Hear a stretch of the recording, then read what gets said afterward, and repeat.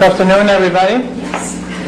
Hope not to disturb you too much while you're checking your email, stock trading, checking CNN, and all the other wonderful things that we can do in a wired classroom, thanks to the courtesy of Suffolk School of Law. My name is Pablo Molina. I'm Chief Information Officer with the Georgetown University Law Center. Yes, I changed law schools again. Thank you. You don't need to remind me. I was going to ask you that. Yeah. And I plan to be here for a very long time, so I will not be at a different place next year. Thank you.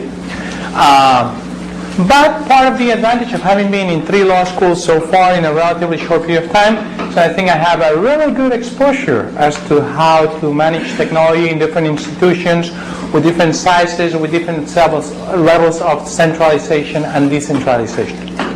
So this talk will deal with that, big fish, small pond, dealing with main campus. And this is some sort of seafood approach to technology management. And it's very appropriate since we're here in Boston eating lobsters and sole and all the other wonderful fish that we can eat here. How's your relationship with campus IT? Well, I'd like everybody whose relationship is like this to raise their hands. 1, 2, 3. So wonderful, peachy keen, it works all the time, there are no quirks or problems. What are you doing here in the first place? How about this? How many people have a relationship like this? A few here, but not many. True. It makes sense, because otherwise you couldn't work in an environment like that. Why are you doing here anyway? In the same way. And most of us, I think I like this. You know, we sort of work together, we smile, all the different things. And the idea, and I hope this presentation can accomplish, is to help you understand why we're like this, which I'm sure you know, and maybe give you some pointers that might help you improve that relationship, getting what you want from them, and for them to get what they want from you, and everybody be able to work together. What are the core issues? And this is something, it's philosophical. This is getting a little bit serious, and I'll try to make it funnier later, but let's think about this. Number 1, who do you report to? You don't report normally to the provost of the university or the main IT CIO or anybody else. You report to the law school dean in one form or another. So that is where your responsibility lies. So if there is a conflict between what benefits the law school and what benefits the law center, most likely you'll do whatever benefits the law school or the law library or whatever department you happen to work with. Who do you compare with and compete with? You're not competing with the classical languages division on campus. The fact that the Latin professors don't have a high-speed network doesn't affect you at all. You're competing and comparing with other law schools in the country. Sometimes you even compare with other graduate schools like MBA programs or medical schools just because of the nature of graduate education. But this is something that you know, but some people at the main IT organization do not understand very well. You need to share this with them. Tell them, well, we're doing this because Duke is doing this, or Penn Law is doing this, or Georgetown is doing this. And these are some of the reasons and some of the places where you compare your benchmarks.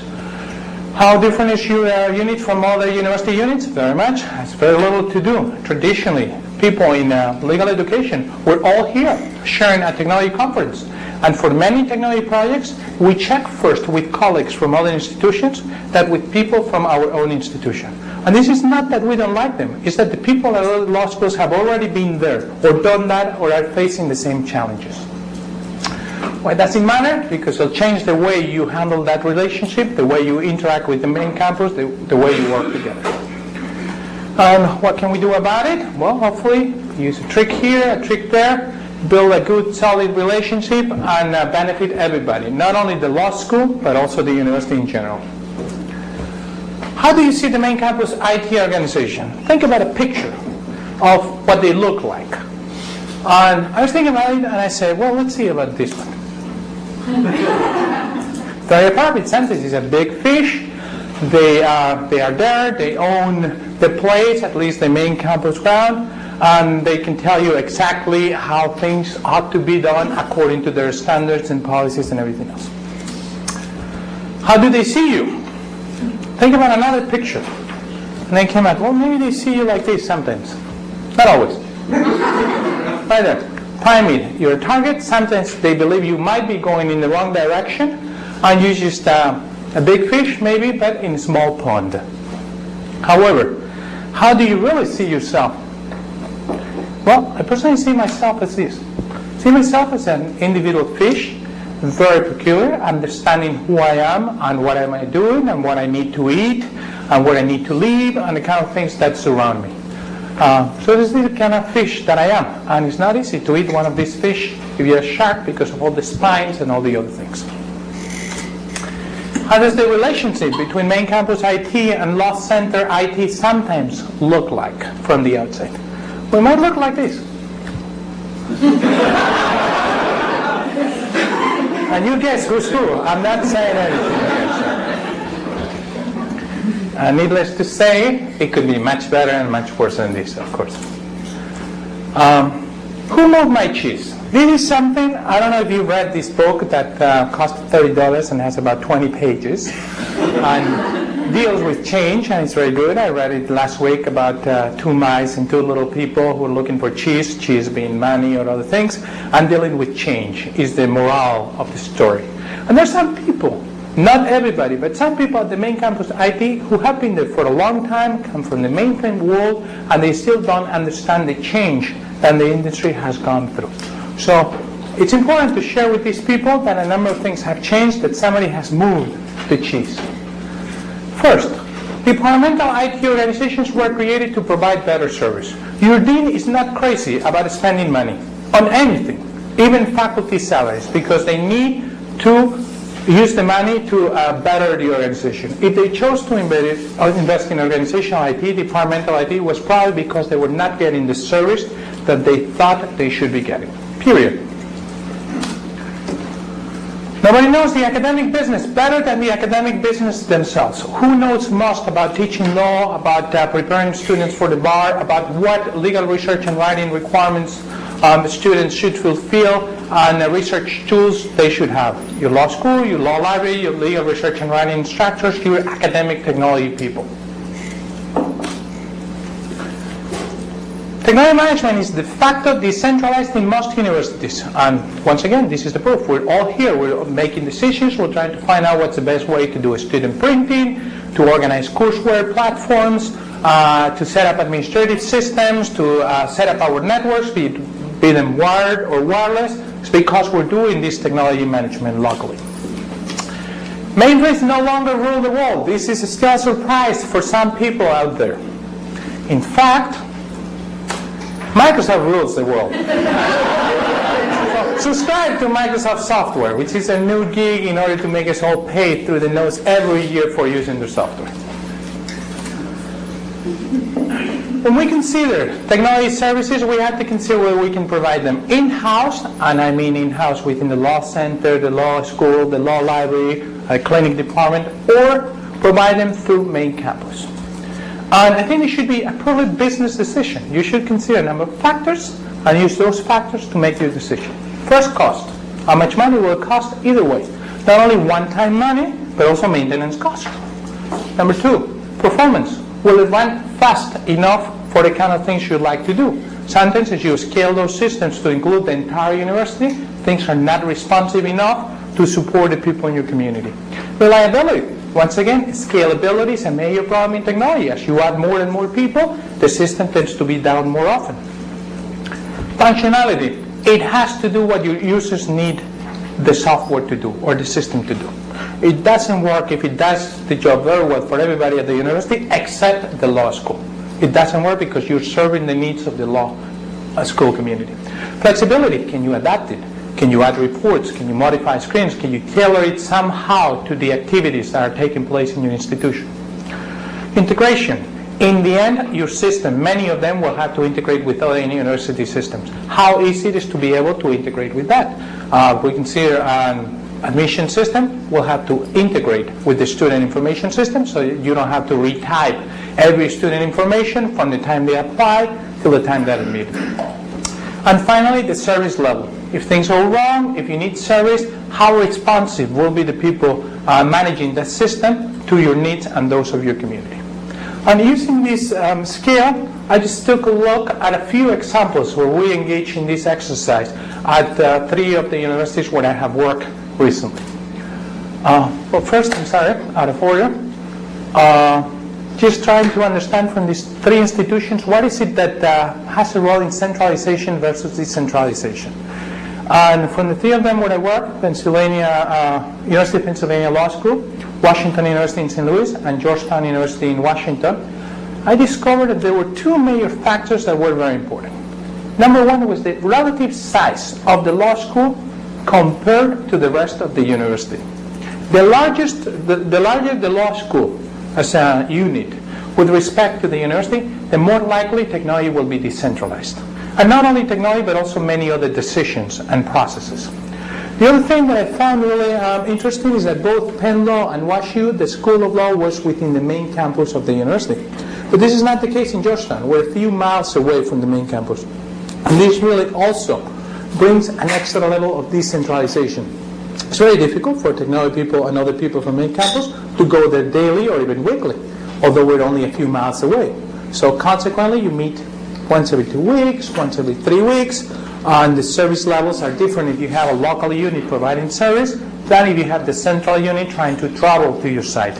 In the end, you end up being put at the end of the queue because it takes longer to go there than to help people next door. So some examples. There was one where we decided here between AdmitM by the Law School Admissions Council and PeopleSoft Admissions at Georgetown University. Both pieces of software are designed to support the needs of the admissions department. And we'll look at the different factors. And what is the number one factor that we'll look at just by taking a look at the screen? What would you say is the number one factor here? Cost. Gazillions of dollars to bring PeopleSoft consultants. And even when you do bring them, they sometimes don't show up, or they go to another project, or they get hired by somebody else. So that was the number one concern here, other than the functionality. Because what is the functionality of PeopleSoft Admissions? Generic, for any admissions department in any university. What is the functionality of AdmitM? Well, the Lewis School Admission Council made sure that it was tailored to, and I hate that word, tailored. It was suitable to the needs of the admissions department. How many people here are using PeopleSoft as your student information system in your universities? So what, about 5? How many people are very satisfied with the performance of PeopleSoft?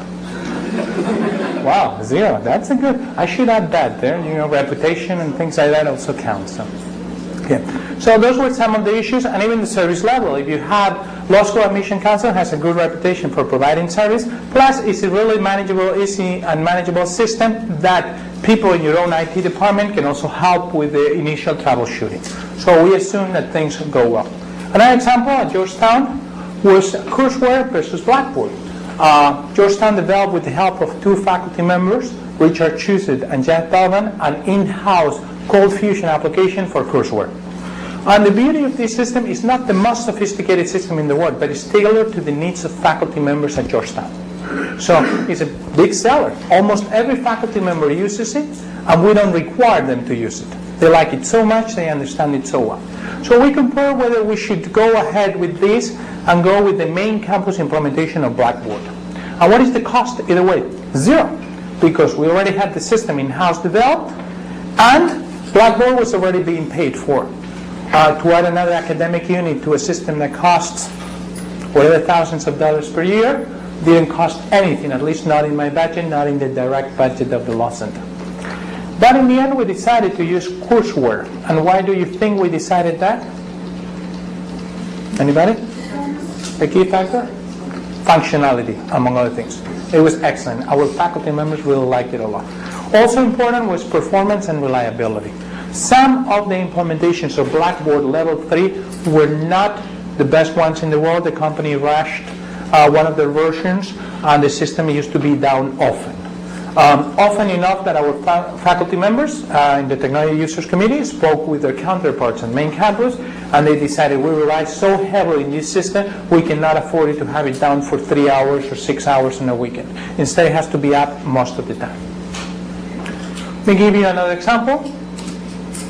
This is different.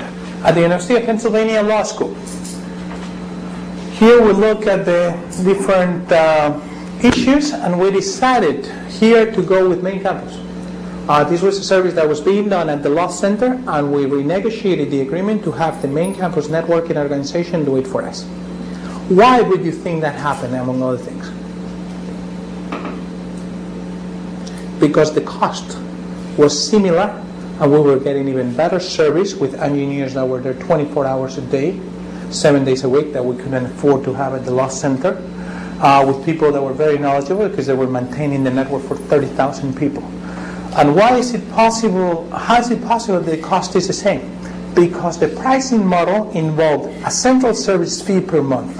For any connection you had within the law center, you had to pay a central service fee to pay for the network infrastructure of the entire campus, for the IP address, for the connection to the internet, for everything else.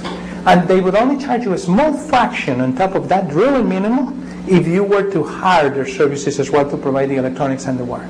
So economically, it didn't make sense to do it yourself and enjoy worse service. What were the limitations? Well, if you look at the flexibility, if you tried to do something out of the ordinary, there were policies that would prevent you from doing that. But if you tried to do the same under an agreement with them, not only the policies would be in place, but also the engineers will tell you, no, you cannot do this. So that was the only drawback. But in general, it was a good move that has been very successful at the University of Pennsylvania. An example, at Washington University in St. Louis, remote access. The law school used to have its own, and it was not very reliable, it was not very good. They put some of the first Cisco boxes for remote access at the networking office, and they did a wonderful job with that. But, interestingly enough, what do you think was one of the main deciding factors here?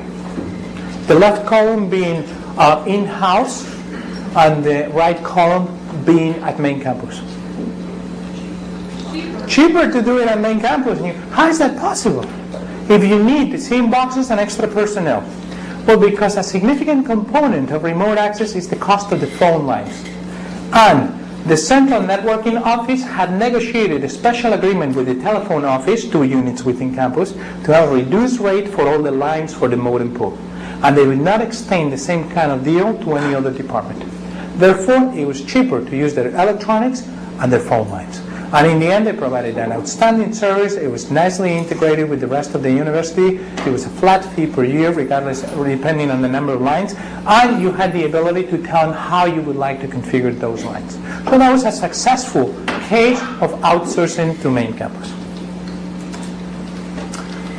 Using the same criteria, I came up with some systems that in most cases are main campus based. A student information system. You share information with the main campus because students go to undergrad and then they go to law school and then go to PhD program. So in many cases it makes sense to share that basic mainframe-based system with them, be it SIS or PeopleSoft or whatever other system you use. Financial system. It's hardly justifiable to have your own implementation of Oracle Financials or PeopleSoft Financials for a small organization like a law school. It is too expensive, so most of the time you abide by the University Financial Affairs Office regarding purchasing, and then you have agents in your institution that use those systems. Human resources, same thing. Only a few hundred people will work in your law school at most, where there are thousands at the university. It makes sense to use their system rather than put your own expensive system. Alumni and development, this gets a little bit trickier. But my experience is that so far most law schools I'm aware of use the one by main campus. Now they might have their own shadow system working on top of that, a small access database with their own graduates. But in general they use the mainframe system that everybody uses. Internet connectivity, particularly if you're connected to internet too. It does not make sense economically to having your own internet to pipeline from your law school to the rest of the world. So, most likely, you will have some sort of connection to the main campus routing core, and then from there your traffic will go from the internet. This is true even in the case of Georgetown, where we're a few miles away. It's cheaper to buy an ATM link from our facilities, from our buildings to main campus, and then from there be consolidated and jump into the internet and the internet too. Of course, we all have those little T1 lines that Nexus and Westlaw have been promoting all over, but that's a minor part of the traffic. And finally, interestingly enough, many of us are working closely with main campus to have unique IDs. Because whether or not you have control of your own administrative systems, it tends to be important to have at least a unique username, preferably unique username and password. So if there's a little bit of cooperation among the people in the different IT units, then you will agree on a system by which every person who becomes a member of the university gets a unique ID for life, and they keep it forever. And they use it for most of the systems they have, including email, network connectivity, and things like that. Although this is normally the source of much disagreement between the different units. Any questions so far? Good. Because I forgot to mention that this session was going to be taught or lectured by Greta Dawson from Washington as well, from American University, who was not able to board her plane. She has an ear infection. So although I took advantage of one of the prior sessions to type a few more slides, we'll probably finish early. So. Some of the mixed services that tend to be either some schools will get them from main campus, or you have your own, but still you need to integrate with them. Email, sometimes there are gateways that you need to have, or you have the student accounts in one of the main university servers, and you keep faculty and staff. Learning management systems, Courseware, Blackboard, you probably have a combination, maybe some in-house, or some with Twin and LexisNexis, some with main campus. Remote access, same thing. Network infrastructure, you will in the end connect your networks to the main campus one way or another, so there needs to be some cooperation regarding how to configure the routers and the switches to let the traffic go through. An example is that we recently tried to start a new service without knowing that one of the ports on the routers of the university had been blocked for security reasons. So consequently, we implemented the service, and when we tried the service from home, it would not work. And why? Because we determined that that particular port of the traffic was being blocked on those routers. Network security, this is everybody's responsibility. Whether you have a firewall or you're rolling the special software on the Cisco servers or routers, whatever you have, you need to cooperate closely with main campus. Disaster recovery, particularly in the case like we have now, a few miles from one campus to the other, it makes sense that if anything goes wrong, you bring the servers with you to the other location and at least provide access to the main university. And finally, it makes a lot of sense for software licensing and purchasing leverage. How many people have deals, campus deals with a hardware vendor like Dell or somebody else? The vast majority. How many of you are using software for free? And I mean for free because there is a software license for the entire campus. Same thing. So, great examples. We have Oracle because we use Oracle Financials and we use Oracle for PeopleSoft. Then we have Oracle available to us. Therefore, we have a couple of Oracle servers for some databases at the Law Center. If we did not have the site license agreement, we probably wouldn't pay the $50,000 that you can pay for an Oracle license. What are some successful strategies when deciding whether to put your services in one place or the other, and also building this relationship to manage technology together with the people from main campus? Relationships. In the end, human and professional relationships. But not only with main campus IT. You have to build a good relationship with your counterparts at the business school, at the medical school, in the alumni and development office, because whatever changes they make might have an impact on you.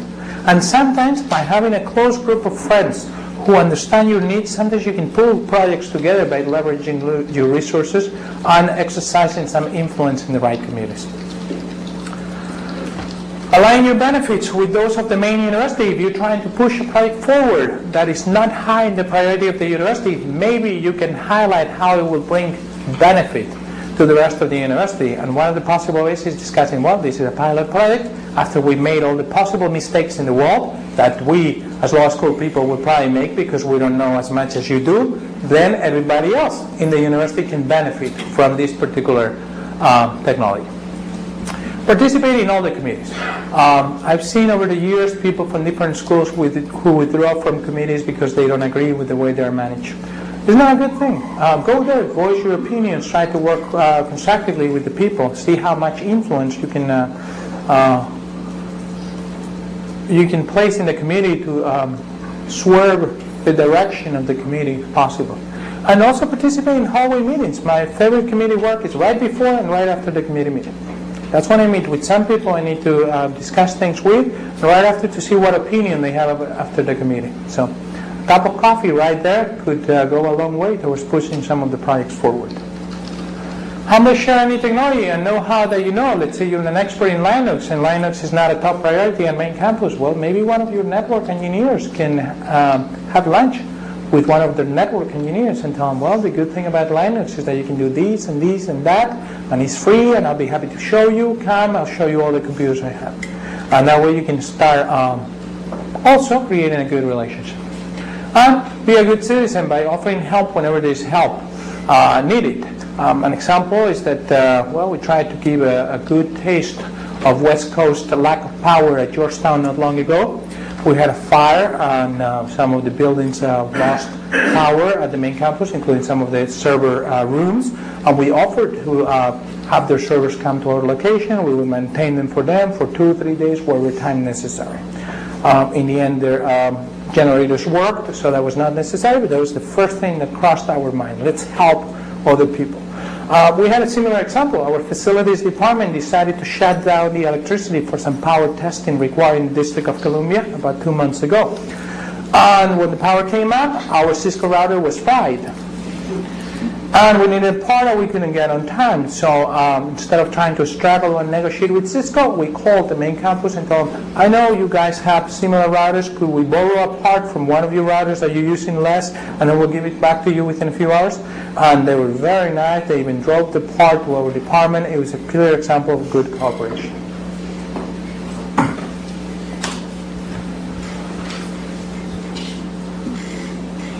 Some examples on how to negotiate these particular arrangements where you outsource or bring your services in-house.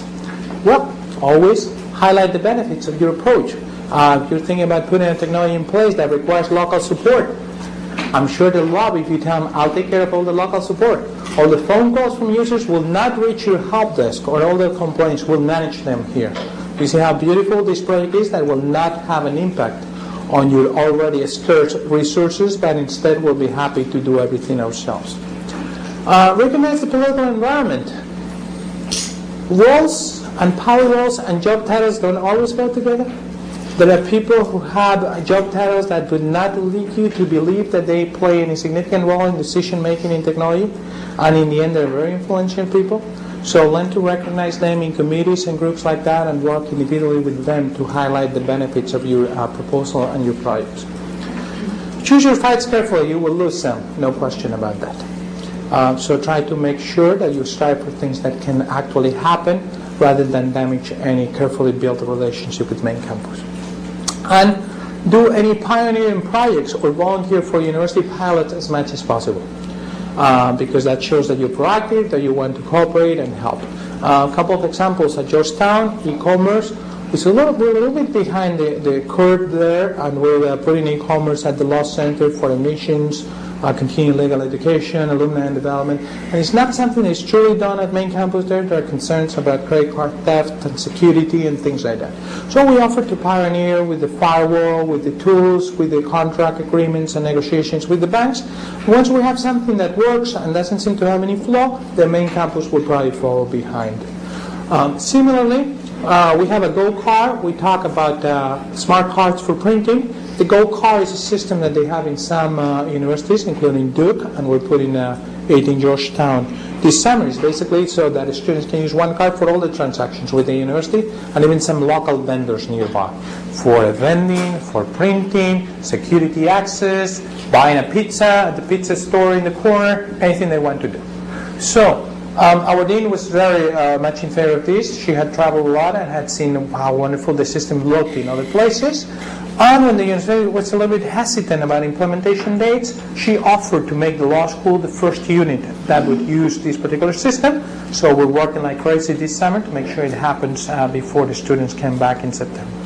What will happen later? After the implementation has been successful, a few months later, the main campus will go right behind with the implementation of the Go card system. Go, by the way, means Georgetown 1. You have to find a catchy name for these cards. Having these relationships with main campus sometimes means speaking lingo. There's a different language that you have to speak when you talk to some of the technologists at main campus. And normally the difference is the following. We're relatively small units.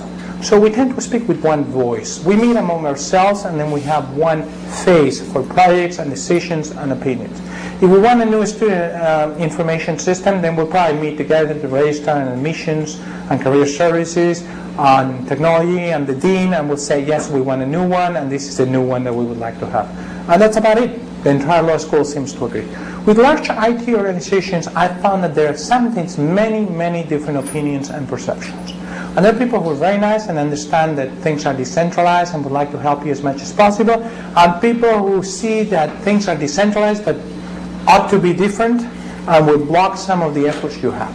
So when you speak with some of these people, you have to try to understand what is that they really mean when they say certain things. An example is this one. It is a sentence that I heard many times discussing new projects. In this case, it is better to use an enterprise solution. Now, probably, in the minds of some of the people saying this, it means this. We offer a mainframe-based solution that will be more robust rather than anything you can put with mini computers or local networks or things like that. They truly believe this. But some of the people, what they really mean is this. We tell you how to do it, you do it our way. Period. And you have to understand who's talking to you and what is the meaning that they're trying to convey to the words. An example about the lingo, another one. We let the law school people do what they want. I heard this many times regarding technology projects and discussions with vendors. And sometimes it means that they value your know-how and they know you've done projects very successfully in the past, therefore they trust you to do things well. But every now and then, somebody will mean it in this fashion. There's no way to deal with those people. They're technology pirates, and doesn't matter how much you explain to them, they don't get it. So, an example here. We'll form a committee to discuss your request. Let's say you ask for a new project. You ask for digital class pictures that any faculty member can view on the fly for any class they teach, for any seminar now and 3 semesters ago, so they can match faces with names easily in case they ask for recommendations or counseling or things like that. Now, sometimes you'll get something like this. Yes, they value your input and they just want to build some consensus before moving forward, but they're going to do it right away once people start defining the requirements. But every now and then, it means that they're building the committee to install your project, and years from now you'll be involved in the committee, meeting once every 6 months without knowing even why.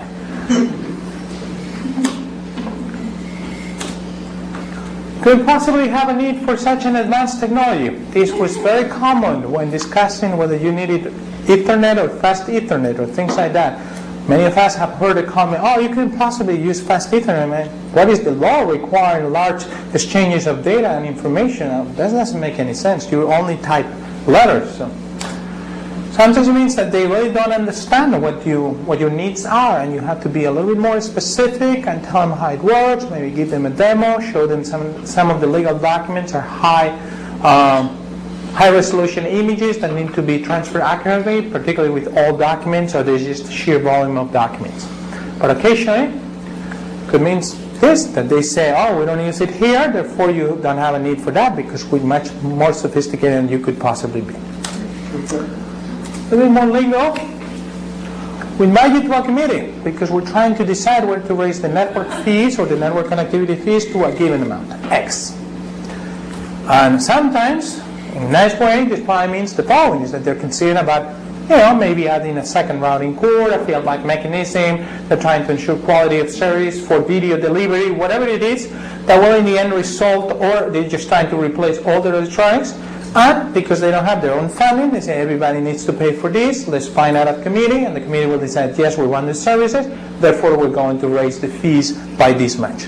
But every now and then, it means that this is going to build a committee, and the committee will magically arrive at that decision at the same amount X. You place 2 or 3 people carefully chairing the committee or influencing the committee, and in the end, the committee, you could write, instead of writing the charge of the committee, you write the outcome first, and then you write the charge later, or something like that. Some friendly advice when dealing with main campus, and I'm coming to an end here, so I hope that after this you will share some of your horror stories. With ever-changing priorities, having to cater to many different departments and units and responsible parties, Large IT departments consistently miss deadlines. It's just a fact of life. I've seen it in many different organizations, higher education, commercial entities, all of them. Now, this is not per se a really bad thing, as long as you know that it's happening. But if you commit to your community to deliver a given service to faculty, staff, and students, let's say by the spring of 2002, and then you do not deliver because there's been a delay at main campus, you are the one left out in the water with a problem. So sometimes, if you are hesitant that they will be able to do something for you, there's no better choice than either to do it yourself or to manage the expectations of the people you serve and tell them, we've been told that this will happen on this date, however, we really don't think it's going to be that feasible. If you're left out in the water, then you're in big trouble. Bring other IT organizations to the decision table to ensure assistance to the integration. Here's an example. Admin versus PeopleSoft. We asked the main campus PeopleSoft people to give us a demo of PeopleSoft admissions. We asked them to participate in the discussion. We gave them the list of questions that we were trying to insert, and they participated in the process. Not in the decision, really, but just in the process, feeding information to the group that was making a decision. So, part of the beauty of this is that they understood why we made that decision, and when we installed AdmitM, they were very nice and very cooperative writing the interface to make the mainframe with SIS. Otherwise, you can find yourself that you install AdmitM, and when you tell them, well, now you need to write the interface to AdmitM, they say, well, we'll do it a year from now, or we'll not be very careful about matching every single possible code and field with the applicants and the people in SIS. An example is not such a thing as a free lunch. You are paid for all the central services you get, one way or another. Sometimes it's a direct cost in the form of a bill or an accounting transfer that goes from your budget to that of the main campus IT organization. Sometimes it's just part of the allocation. Your law school is giving a few millions of dollars every year to main campus for being part of the institution. As part of the money you give, then you get those services. So it's important to manage the people on the other end that are, of course, trying to serve your unit. And every now and then, a couple of those people might need a reminder, telling them that they're there to serve the entire university community, not just that central department, but everybody who, with their contributions, are making projects happen, are making technology happen. But other things such as network infrastructure, those things tend to be funded to some extent with central budget funds that are either earmarked by the president or part of the allocations from the different schools. And finally, my last piece of advice after this presentation, careful when you're going out for a swim because you might find one of those nearby. Okay? So that's good. Any questions? Any horror stories? Yes? I'm Jan Gabriels. I'm the Director of Technology at the Washington College of Law. Greta works for me. So she apologizes for not being here. She's really looking forward to this, but she's been very sick for a while. We do have some horror stories. We have some good success stories as well. I'll do the success story first because that's probably the most important. When I came to the law school 18 months ago, there was this project on the table through AU, main campus, to do what was called the Dark Fiber Project.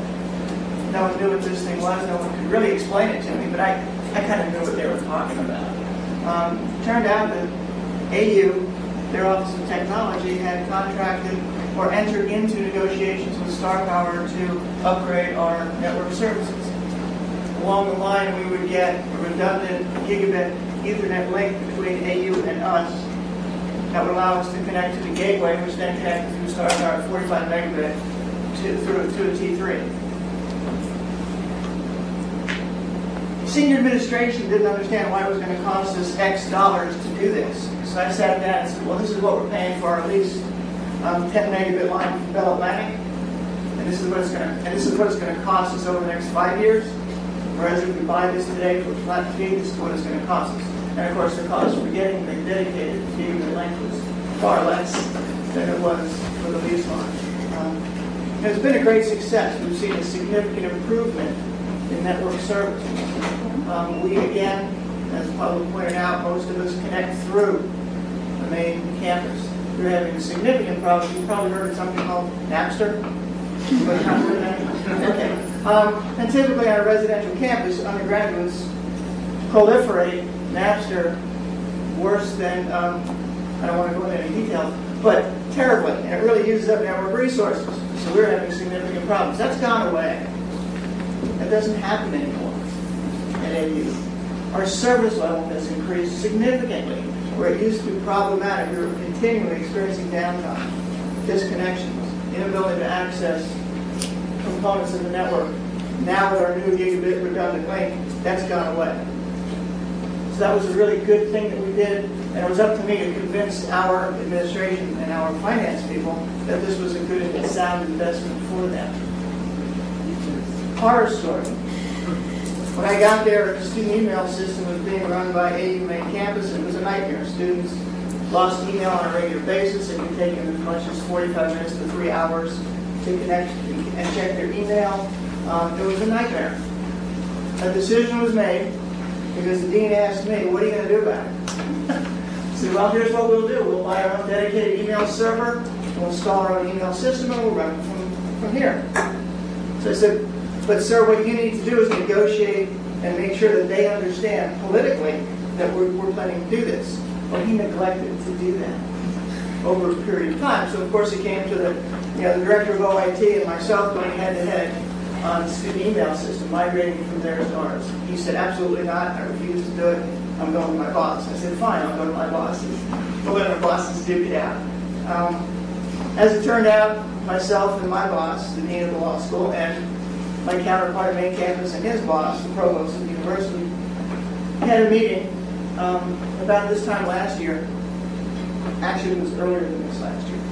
And we reached a service level agreement with the main campus where they promised us performance improvements and a quality of service that I found extremely acceptable. But we also had a check-in date of October this past fall, actually December this past fall, where if we were having continued problems, something would be done. And I got the director of OIT to commit to that. Needless to say, they made the changes. They brought in upgraded systems. They actually managed to get money. I guess the provost realized this was a serious problem. He threw some more money at them. So they were able to upgrade their systems. And as a result, we were able to upgrade our systems. Now, it's kind of a hard story because it created a real rift between myself and my department and main campus OIT. Because I forced them into a corner from which there was no way out. I hate to do that. It's a negotiating tool I don't like to use. But at some point in time, you take a stand. Yeah. Again, you pick the battles you fight, and that was when we had to fight. Our students were very unhappy. And it was coming all back to us. We couldn't deal with it. We had no control over the student email system. So on one hand, I sacrificed a working relationship. On the other hand, our students were far more pleased with it. Well, you brought up a very interesting issue that I forgot to mention, that I take for granted. You need the support and the cooperation of your dean. And your dean needs to do part of the work. And part of the work is either in a negotiating or forceful way to share with you the vision that you're trying to put forward. So most of our real good, most of our very good relations are at the lower levels. So for example, Greta works very closely with a lot of the other technical folks over at main campus to get a lot of things done that we need to do. So the fact that my relationship with my counterpart is not all that great doesn't really affect functionality at the lower levels, where we get a lot done down here. That's really nice. That's something that I really encourage everybody who works with me to foster. Very good. Working relationship with technicians. Excellent. Yeah, what I was going to say was that what I'm finding increasingly is that it also makes a difference what the department directors, for example, admissions, our registrar, their relationships with their counterparts have a huge effect on how effective I can be in, taking law school to another level. And for example, our implementation of the Mid-Am has been excruciating, and it's not law services' fault. It's that there's been a huge breakdown in understanding with our admissions people about what, I was shocked to discover that they don't know what's needed by main campus to generate student ID. That a lot of the reports were unable to be converted, and in trying to sort all that information out, I discovered that our admissions people really did, for years, for 6 years they've been pressing a certain button, on certain days, at certain times of the year. No one ever knew what those reports did. And I'm really in a place where I'm trying to communicate to the different deans that are in the school that, they have to care. We're experiencing some transition at the director level. And I'm trying to say, these people have to understand, for example, in career services, we're going to be losing our career services director. Well, the career services director that we have used to do career services when there wasn't any scheduling program, and they used to put out huge bulletin boards and stuff, and do it all manually. She understood what drove the scheduling program. And now they're going to hire in, they want to hire in a JD for that position, and that's great, but I want to know that that person understands what's involved in campus interview scheduling. That kind of thing. Our registrar came from campus. We hired a new registrar 2 years ago. Our law school had a contentious relationship with the main campus registrar's office for as long as I've been here. We hired in someone from the main registrar's office when we had that opportunity, and it's just been fantastic because she has all these contacts there. She has been able to make changes that we've been beating our heads against the wall for years trying to do. So working with the directors to also improve their relationships with their counterparts and understanding what their counterparts are doing, I think it's really important. It's a great suggestion, building good relationships across all levels. And maybe buying a few copies of Who Moved My Cheese for a few people in the law schools. As director of technology of different law schools, what has been your experience and maybe your recommendation for who you meet with in the IT organization and how frequently, whether you have a liaison that's specifically set for the law school, or whether you meet regularly with the director of the OIT, or I'm curious.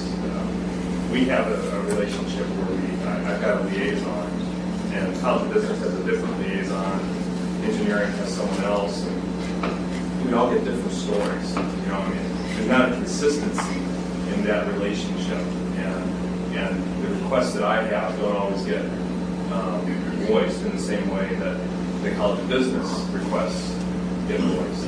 It just depends on the quality of the liaison person. Yeah, I'm used to meeting directly with my counterparts, with the main campus CIO or VP, whatever the job title happens to be, and also with some of the other key players, whether the job titles reflect that or not. Normally, I find that my counterpart at the business school, in the schools where I worked with the business school, was relatively important. He's also a key person to meet with. Many times I meet with the person from alumni and development just because our development officers will complain about the quality of the reports they get for the system. So I try to meet with all of them. In fact, it's standard practice that I have now in my third university in an administrative role is to buy lunch to a number of people upon arrival. Trying to meet with them, give them a call. Here, I'm the new CIO for the law center. Can I buy you lunch and maybe you explain to me how things work here? It's a good way to start the relationship. Personally, with personal relationships, rather than delegating to one liaison and then having to deal with communication from me to somebody else and from that delegate to another person and everything else. It takes a lot of time, but I would say that it's one of the higher functions of a technology director.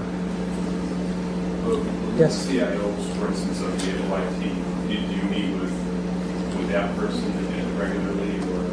Or? I meet with that person, I would say, at least once a month. And they're not formal meetings. Sometimes they're in a group setting. Sometimes we do lunch. Sometimes we meet on the phone if we're not available to meet in person.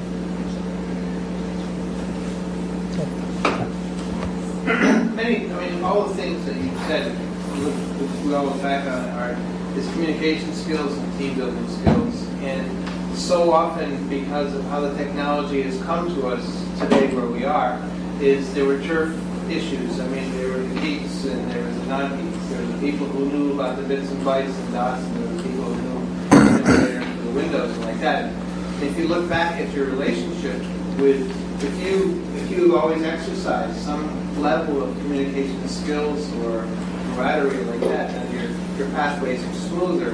And if you have bad territory to recover, then team building skills are important.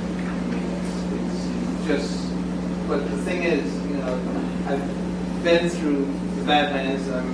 I'm at Columbia, now, and it's the dean and the associate dean and everybody above me, has this commitment. So it's a wonderful place, but there's a lot of bad places, and those bad places are because there are these jerk wars that continue to go on. They just continue. And the only way you can get around it is good communication and good team building. I think it's a good point. Probably we cannot use technology to fix organizational problems. I'm the chair of going back to this other point about, at Kansas, there's an informal group we call the KU Network Administrators, and we meet every 2 weeks, and it's people like me who run departmental IT. Sometimes we just sit around and talk about nothing, but if there's issues or problems, I'll contact the Vice Chancellor for Information Services, the Director of Academic Computing, and say, come meet with us, and they do. It may be a month or so before they can get it on their schedule, but if we have things that we need to talk to them about, we've got a forum, we've got kind of this ready-made forum for administrative types to come in and discuss what's going on in the departments with what's going on in central IT. And it's not always nice, but we're at least people know what we're talking about. And it's completely informal, but it works. And you have a great mechanism to address some of these issues. So. Yes. Yeah, you talked about some things that Roger talked about from George Mason in Arlington. You talked about some things where you suggest it's best to go with main campus and some of the mixed things. Do you think, and maybe I missed this, but what are some things where you find that it really only makes sense to do it in-house, or it makes sense to have the redundancy in order to have sort of your perfect control of things, to keep your customers happy? Mm-hmm. One thing that we saw is desktop support for computing. That was one thing that we saw. We had to do in-house. People call and want a resolution within a day or an hour, not within a week or so. Can you think of other things that, or anybody else, where it really is best to just do it yourself? It has to do with some of the variables that I was highlighting there, such as distance, size of the institution, service level, cost. For each one of the services you need to evaluate. And I don't think there's a universal answer to that. Let me give you an example. The same way that at Penn it made sense to bring all the technology management, all the switches and hubs and the wiring and the control and management of the central networking organization. At Georgetown it doesn't make any sense. We're a few miles away, we'll never get good timely service. Traffic in the district is horrible, among the worst I've seen in my life. So it takes a good 1 hour or 2 hours, even if there's really bad traffic, to go from one campus to the next. That's unacceptable when one of your switches is down or your router needs configuration. You mentioned desktop support. We all tend to do all the desktop support here, but if the main campus were able to give you a very good deal on campus support, on desktop support, in terms of cost and service and quality and negotiation, you'd probably go with them. Is not one of the things where you add core value. We add core value when we support distance learning, when we support educational initiatives and things like that. Some of these plain vanilla technology things we do them because we don't have a choice to provide the level of service that they expect. I personally think that email tends to work better in the law schools. Why? Because many times you are asking for exceptions from the policy, like students who are leaving a few months for the summer to do their internships. And in some email systems, due to lack of activity, they might cut them off or things like that to keep the accounts open. Sometimes you like to keep those accounts open for years, so you can keep hitting them with money required to volunteer in projects or things like that. Those things you can do if you have your own email account and you provide 99.9% reliability of your email servers. And scalability is always a problem. Once you go beyond a few thousand users, systems are not that scalable unless you spend a lot of money. One second. Pablo, doesn't that depend though on the amount of, your size of your department? I didn't see that in the factors. Yeah, absolutely true. Georgetown has a great team of people providing this service, also because it's remotely located. There were less people in Penn and there was less people in Washington University. One of the issues at Penn is, do you ask your network administrator who's already overworked maintaining the operating systems on the server to, on top of that, go check wires and do things like that? You rely on the main campus because economically it makes sense. Same thing with desktop support. Are there anybody here who has desktop support agreements with any companies? Maybe even for printers? Do you have anybody who comes and looks at your printers and things like that? Those are not uncommon things. It makes more sense to bring somebody who does all the copy rather than having all your people trained and everything else. Okay. One. Again, another point along that, we used Blackboard for a couple of years, and we used the main campus facility. But again, the link to that was haphazard at best, and the box that it sat on was not a production level system. So we made a decision last year, again, to migrate that into the law school itself. We have bought our own dedicated server, we installed our own version of Blackboard that I bought and paid for. Level one, we just use it basically as a CMS, course management system. So that was a good decision on our part, simply because we couldn't get the level of support we needed for our faculty. And the use has grown from maybe 10 users to well over 50 or 60 courses online on a regular basis. We manage that in-house. It's becoming more than we want to manage, so I'm having to look at how we're going to take care of it from here on out. Printer services is another classic example. We've upped the number of printers considerably. Why should my people mess with that stuff? I go out and get an annual contract. Go out to a competitive bid, get an annual contract, and it ends up costing me far less than hiring somebody or taking it out of mine. It's the same thing with hardware repair. We don't repair any hardware. I don't want to hire a technician or a team of technicians, and I don't want to maintain inventory. I buy everything under warranty, and at the end of 3 years, we replace it. It's just that simple. A long time ago, we went out and hired hardware support outside. It was cheaper for me to spend $35,000 to hire an outside company to fix hardware than it was for me to try to hire somebody in the DC metro area and then maintain suitable inventory. You have to think about what makes sense to you. And of course, we also didn't have the space. What am I going to fix these? Where am I going to have a workbench? Hopefully, this is a framework to engage into those decisions, but you will add your own variables. Go ahead. I think what you're going to find, you asked a pretty pointed question. What services can you retain in-house? What services do you think would be more beneficial to either outsource or use main campus for? And I think no matter where you go, it's always going to be different. Your situation can be different. For example, at Washington, you have a phenomenal network, main campus network infrastructure. You would never think twice about bringing that in-house. It's so much more cost-effective, much more support-effective to use main campus. On the other hand, our desktop support, we can never get away with funneling that out to main campus. We can never in the Seattle area afford to outsource that either. It's cheaper for me to bring in a level 1 technician to these types of service requests. Printer, on the other hand, we do outsource that because there's so many. We don't have anyone who really specialize in printer repair because we don't want them taking up all the time. So main things, your backup. We back up our own servers in-house because I don't want to have something crash and have to say, oh, I'm sorry, we were relying on networking services on main campus to back that up. That's not going to fly. So we back up our own things internally. So databases, a lot, student information, financial aid information, all of that's retained by main campus. But try to get a query run from them, and you're looking at 2 or 3 weeks to get a report back. You don't have that time. Our people want, immediate. So, they want those reports right here and now. So we have to use the database. So we might have a specialized database web person who does all that kind of stuff. So I don't think there's really a cut and dry answer to your question. It's going to be dependent on where you go and what factors are involved with that. Okay. Any other questions? Well, just one other thing that hasn't really been discussed is sometimes the solution may not be one having control of the other, but actually a shared control environment, especially like with network administration.